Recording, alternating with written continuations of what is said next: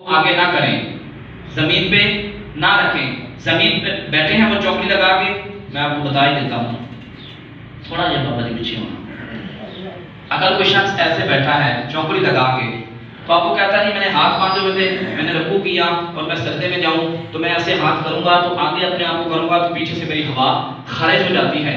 تو اس کے لیے کیا مسئلہ ہے؟ اس کے لیے مسئلہ یہ ہے کہ وہ اپنے آپ کو آگے کرے ہی نہ، یعنی کہ اپنے آپ کو حرکت دے ہی نہ، اشارے کے ساتھ پڑھے. کیا کہا گیا ہے؟ یہ آخری جو سٹیپ ہے نا جو اشارے کا، وہ یہی تو اشارہ ہے. یعنی کہ آپ رکوع کریں اور اشارہ کیا ہے؟ یہ نہیں اشارہ کہ جناب آپ اپنے ہاتھوں کو یہ کریں وہ کریں، یہ اشارہ نہیں. اشارہ کیا ہے؟ آپ اپنی گردن کے ساتھ اشارہ کریں. یہ میں نے رکوع کیا، یہ میں نے سجدہ کیا. سمجھ آ گئی میری بات؟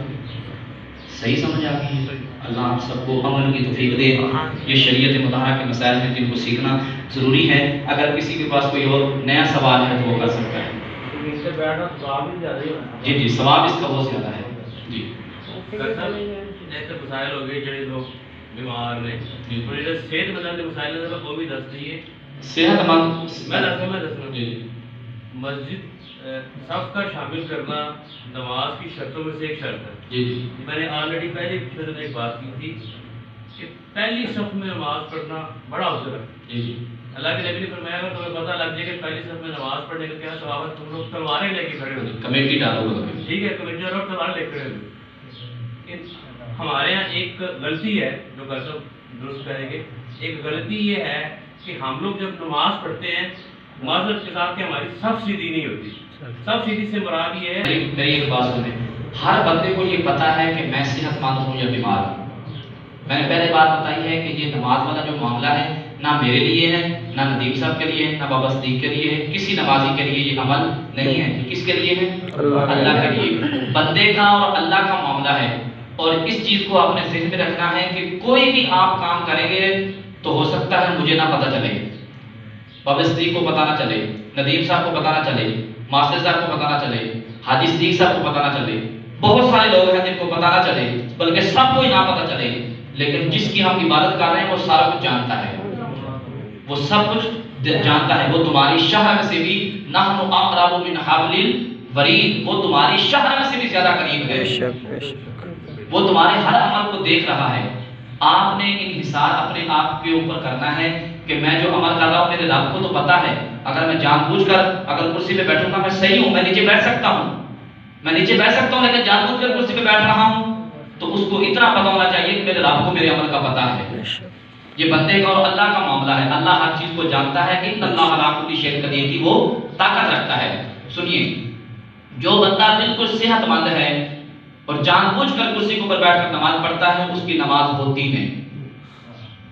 یہ پکا مسئلہ ہے. جس مرضی مفتی سے پوچھ لیں، جتنے بھی مسلک والے ہیں سب سے پوچھ لیں، اگر بندہ صحت مند ہے، اس کو کوئی بیماری لاحق نہیں ہے، کوئی مسئلہ اس کے اوپر نہیں ہے، شرعی عذر نہیں ہے، تو وہ اگر کرسی پہ بیٹھ کر نماز پڑھے گا تو اس کی نماز سرے سے ہوگی بھی نہیں. تو میں نے اور آپ نے غور کرنا ہے کہ اگر میں صحیح ہوں تو میں نماز اگر کرسی پہ پڑھ رہا ہوں تو میری نماز تو ہو نہیں رہی، میں اپنی نمازیں ضائع نہیں کر رہا. یہ غور کی بات ہے. دوسری بات صفوں کو سیدھا کرنے کی ہے. ہمارے یہاں بات کے اندر کیا ہوتا ہے، آج کل تو شاید خیر مسجدوں کے اندر بڑی سہولتیں ہو چکی ہیں، لیکن جن مساجدوں کے اندر یا جن موقعوں کے اوپر جن جگہوں کے اوپر اے سی نہیں ہے یا پنکھوں کا اہتمام نہیں ہے، وہاں پہ لوگ جو ہے نا وہ کیا کرتے ہیں کہ ایک دوسرے سے بڑا فاصلہ کر لیتے ہیں، بڑا فاصلہ کر لیتے ہیں. میں نے ایک جگہ پہ آج سے نا تقریباً کوئی 17-18 سال پہلے ایک جگہ کے اوپر نا تراویح پڑھائی. تو اس وقت میرے خیال سے میں نے آدھا قرآن مجید حفظ کر دیا تھا. تو اس وقت کی بات ہے، میں نے ایک جگہ پہ تراویح پڑھائی تو میرے پیچھے جو نمازی کھڑے تھے نا ان میں سے ایک بندہ ایسا بھی تھا کہ جس نے فاصلہ بہت زیادہ کیا ہوتا، اور ایک بندہ وہ تھا جو بالکل اس کے ساتھ کھڑا تھا. گرمی ہو گئی، لائٹ چلی گئی تو گرمی ہوئی تو پسینہ آیا. میں پڑھا رہا تھا مجھے بھی آیا، جو پڑھ رہے تھے ان کو بھی آیا. اور وہ بندہ بیچ میں سے بولا نماز کے اندر ہی، کہتا یار تھوڑا جا پرے ہو کے کھڑا ہو، یار تھوڑا جا پرے ہو کے کھڑا ہوتا ہے، نہیں پتا گرمی ہے.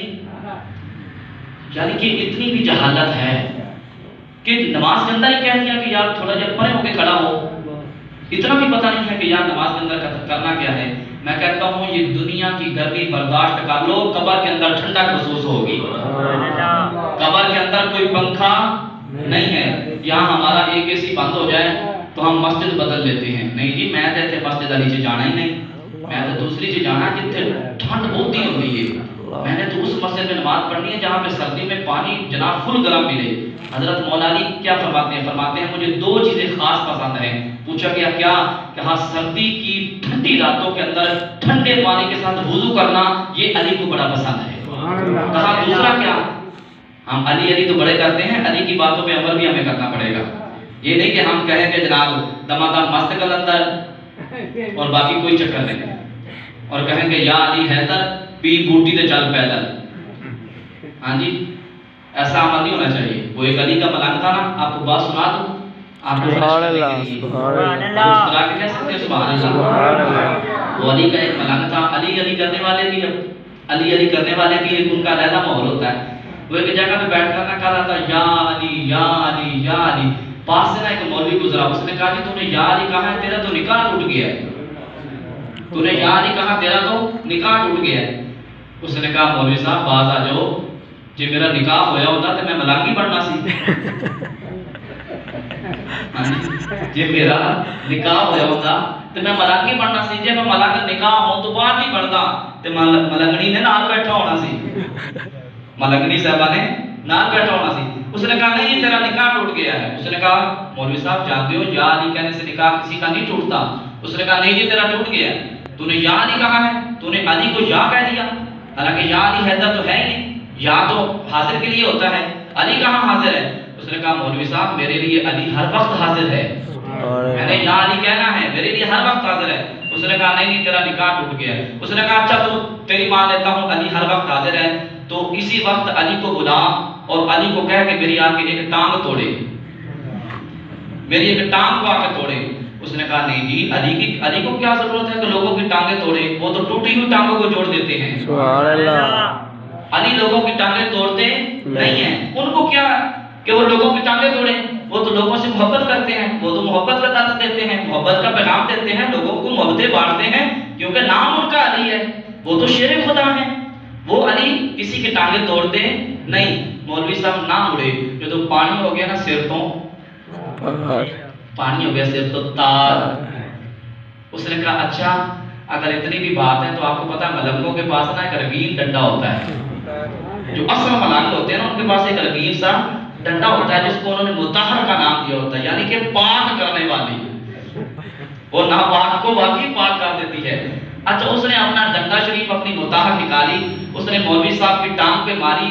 ٹانگ توڑنے کے بعد بولا سا منہ کر کے کہتا ہے یہ چھوٹے چھوٹے کام علی نے ملنگوں کے ذمہ لگائے ہوئے ہیں. چھوٹے چھوٹے کام علی نے ملنگوں کے ذمہ لگائے ہوئے ہیں. ارے خیبر کا قلعہ اکھاڑنا ہو تو پھر علی کو آواز دینی پڑتی ہے، پھر علی کو آواز دینی پڑتی ہے. چھوٹے کام تو علی کے ملنگ بھی کر لیتے ہیں. ہاں جی تو بہرحال اللہ ہم سب کو سلامت رکھے. کون سی بات تھی جس پہ اچھا کندھے کے ساتھ کندھا ملانے کی جو بات ہے اس کو بھی سن لیں. نماز کے اندر کندھے کے ساتھ کندھا ملائیں یہ ضروری ہے، اس میں فاصلہ بالکل نہیں ہونا چاہیے. اور دوسری بات یہ ہے کہ اگر آگے والی صف کے اندر جگہ موجود ہو، ایک بندے کی یا دو بندوں کی، پیچھے سے بندہ آتا ہے وہ اگلی صف میں جان بوجھ کے نہیں کھڑا ہوتا، پیچھے کھڑا ہو جاتا ہے، اس کی نماز ہی نہیں ہے. یہ بھی بڑا ضروری مسئلہ ہے. یعنی کہ اگلی صف پوری نہیں ہوتی، اگلی صف کے اندر لوگ ابھی شامل ہونے والے ہیں، موجود ہونے چاہیے. یعنی کہ ادھر دو بندوں کی ابھی جگہ ہے تو وہ کہتا نہیں جی میں نے تو ان کے ساتھ کھڑا ہی نہیں ہونا، میں تو پیچھے کھڑا ہوں گا، تو اس کی نماز نہیں ہوگی. اس چیز کو بھی ذہن میں رکھنا ہے. اس کے علاوہ اگر کسی کے ذہن میں کوئی مسئلہ ہے وہ ایک مجبوری تھی. میرا سوال بنیادی طور پہ میں سوال ذرا ریپلیس کرنا. سوال یہ تھی کہ اکثر اگلی رکھنا بالکل نہیں ہے. ہم نے ایک دوسرے کے ساتھ کندھے کے ساتھ کندھا ملا کے کھڑے ہونا ہے، یہ شریعت کا حکم ہے. اور میرے حضور کا کیا فرمان ہے، یہاں پہ آپ کو حدیث کا حوالہ دے کے اس بات کو مکمل کرتا ہوں. میرے نبی کا فرمان ہے تم کندھوں کے ساتھ کندھے ملاؤ، صفوں کو سیدھا کر دو، تمہارے دلوں کو اللہ سیدھا کر دے گا. ان کا سوال یہی تھا. اور تم اپنے آپ کو ٹیڑھا رکھ دو، تم اپنے آپ کو ٹیڑھا کرو گے تمہارے دل ٹیڑھا ہو جائیں گے. اور اپنی صفوں کو سیدھا کرو، اللہ تمہارے دل سیدھے کر دے گا. کندھے کے ساتھ کندھا ملاؤ جس کے ساتھ تم نے کندھا ملایا ہوگا. ایک حدیث کے اندر یہ بھی آتا ہے جو بندہ جس کے ساتھ کھڑا ہوگا کل وہ حشر کے میدان کے اندر بھی اس کے ساتھ ویسے ہی ٹچ ہو کے کھڑا ہوگا. تو ہم یہ تو نہیں چاہتے کہ جناب کل حشر کے میدان کے اندر ہم ان لوگوں کے ساتھ کھڑے ہوں جس صف کے اندر ابو جہل ہو, ابو لہب ہو, عتبہ ہو, عتیبہ ہو. ہم تو چاہتے ہیں کہ اللہ حشر کے میدان کے اندر ہم اس صف میں کھڑا ہوں جس صف کے اندر داتا حجویری ہوں, خواجہ غریب نواز ہوں. ہمارا خاتمہ ان کے ساتھ ہوئے. اللہ کرے ان کی صفوں کے اندر ہمارا نام شامل ہو. اللہ اپنے محبوب کے صدقہ شریعت مطالعہ کے اوپر ہم سب کو عمل کی توفیق عطا فرمائے. کسی کے ذہن میں کوئی سوال ہے؟ ایک سوال اور بھی ہے کہ یہ کیا ثواب زیادہ ملے گا؟ نہیں, ایسی بات نہیں ہے. وہ ثواب لینے کی بجائے گناہ کر رہا ہے. گناہ کر رہا ہے یعنی کہ کسی کو اوپر پھیلان کرانا, کسی کو کراس کرنا, کسی کے سروں کو پھیلان کر کے آنا, یہ میرے نبی کو عمل بالکل پسند نہیں ہے. تو جو عمل میرے نبی کو پسند نہیں ہے اس کے اوپر آپ کو ثواب ملے گا نہیں. تو یہ عمل جو ہے نا یہ ٹھیک نہیں ہے. کسی کو اوپر کراس کر کے آنا, سبوں کو آگے توڑ کر آنا, یعنی کہ وہی بات ہے نا, یعنی کہ ایک بندہ کہتا ہے کہ میری تو جڑی جگہ ہے نا وہ تو پہلی صف پہ چاہیے, یعنی کہ اس نے اپنی جگہ کو وقف کیا ہوا ہے نا, وقف کر لیتا ہے. میری تو جناب جگہ جو ہے نا وہاں ہے جہاں بابا صدیق بیٹھتا ہے, میری تو وہاں ہے جہاں پہ بھائی صاحب بیٹھتے ہیں, میری جگہ تو وہاں ہے. ایسا نہیں ہے. مسجد میں جہاں تمہیں جگہ ملے وہیں بیٹھ جاؤ, وہ تمہارے لیے پورا ثواب کی تمہیں ثواب پورا ملے گا. مسجد کا جتنا بھی احاطہ ہے, جہاں مسجد کا معنی ہے نماز پڑھنے کی جگہ, مسجد کا کیا معنی ہے نماز پڑھنے کی جگہ.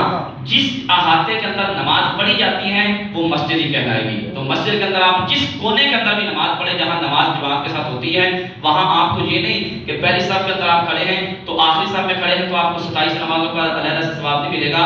آپ آخری پہلی میں ہوں یا وضو خانے کے آخری صف کے ساتھ ہوں تو آپ کو ثواب 27 نمازوں کا ہی ملے گا. ایک قاری صاحب اور بھی ہے کہ فرض کرو یہ حدیث کا آپ کو سنا کے اس پر انشاءاللہ اختتام کرتے ہیں, بیٹھا کرتے ہیں, ٹائم کافی ہوتا جا رہا ہے. باقی سوالات کل بیٹا, ٹھیک ہے, اور نئے سوال سوچ کے آنا, پھر کل انشاءاللہ اس پہ بات ہوگی.